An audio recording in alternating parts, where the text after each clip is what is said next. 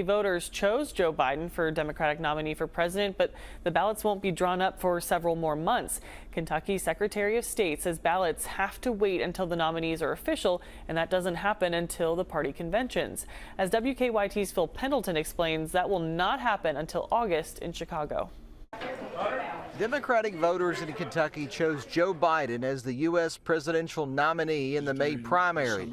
But that did not mean ballots were immediately drawn up with Biden's name on them. When it comes to our ballots here in Kentucky, our law provides that we don't certify until both of the nominating conventions of the two major parties have a chance to formalize their nominees. Are you ready to Kamala Harris is picking up delegates' names, including Kentucky's, but she or whoever is the Democratic nominee will not be listed as the official candidate until September. So we don't have to reprint any ballots. We didn't print any ballots with Joe Biden on them.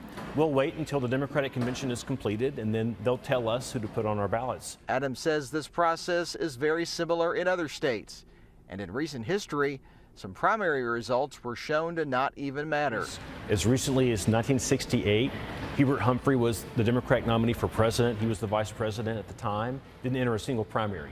He won anyway because the delegates chose him, and they were not pledged to a candidate, and they had the right to choose. In Frankfort, Phil Pendleton, WKYT. A lot of other details will be ironed out after the Democratic National Convention, which runs from August 19th through the 22nd in Chicago.